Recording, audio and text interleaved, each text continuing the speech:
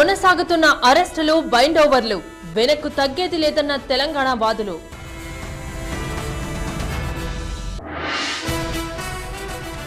మాజీ మావోయిస్టుల మధ్య గ్యాంగ్ వార్, సాంబశివుడు సోదరుడిపై హత్యాయత్నం.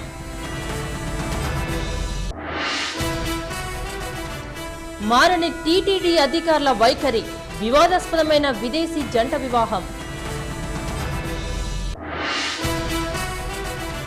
వ్యసనంగా మారుతున్న సెల్ ఫోన్ల వాడకం, డాక్టర్లను వదలని స్మార్ట్ ఫోన్ల జాడ్యం.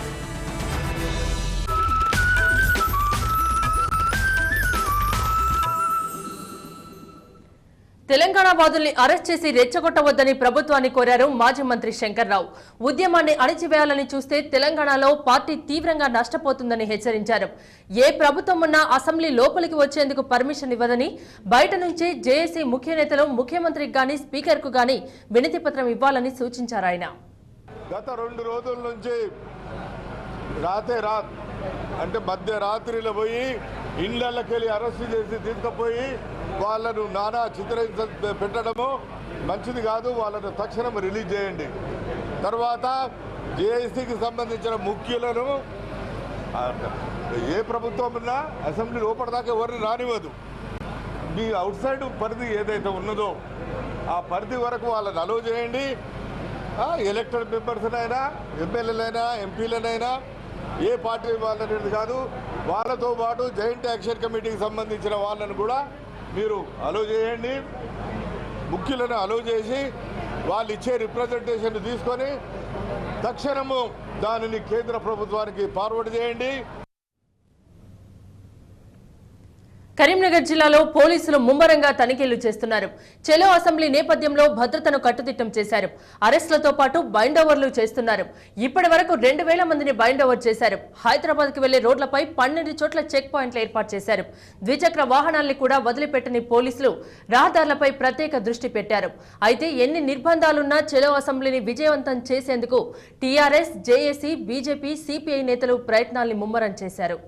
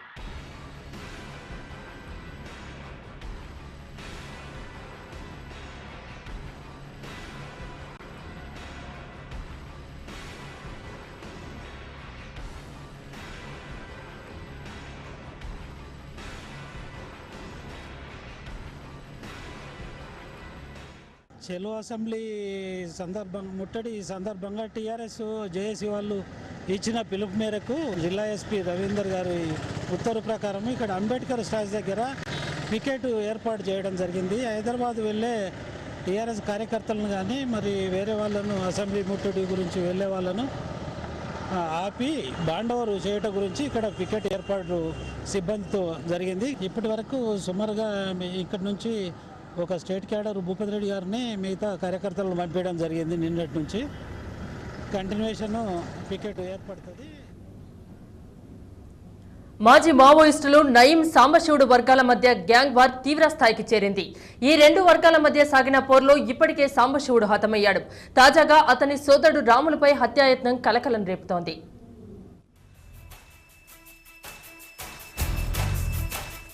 నల్లగొండ జిల్లా భువనగిరికి చెందిన నయీం ఒకప్పుడు పీపుల్స్ వార్లో పనిచేశాడు. ఐపీఎస్ అధికారి వ్యాస్ హత్య కేసులో నిందితుడిగా ఉన్న నయీం కొంతకాలం జైలు జీవితం గడిపి ఆ తర్వాత ఆ పార్టీలోంచి బయటకు వచ్చాడు. ఒకప్పుడు తాను పనిచేసిన మావోయిస్టు పార్టీ నేతల్ని టార్గెట్ చేశాడు. మావోయిస్టు వ్యతిరేక గ్యాంగ్ను తయారు చేసి ఆ పార్టీ నేతల్ని, ఆ పార్టీని సమర్థించే ప్రజా హక్కుల సంఘాల నేతల్ని హతమార్చడం మొదలుపెట్టాడు. నయీం లొంగిపోయిన తర్వాత మావోయిస్టు రాష్ట్ర కార్యదర్శిగా కొనసాగుతున్న కొనపొరి ఐలయ్య అలియాస్ సాంబశివుణ్ణి టార్గెట్ చేశాడు.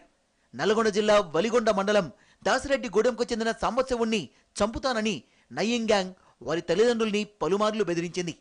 సాంబశివుడి ఇంటి ముందు బ్లాక్ కోబ్రా పేరిట విషనాగులు విషం కలిపిన అన్నం పెట్టి వెళ్లారు. ఈ సంఘటన సాంబశివుడు కుటుంబం నయీం గ్యాంగ్ల మధ్య వైరాన్ని పెంచింది.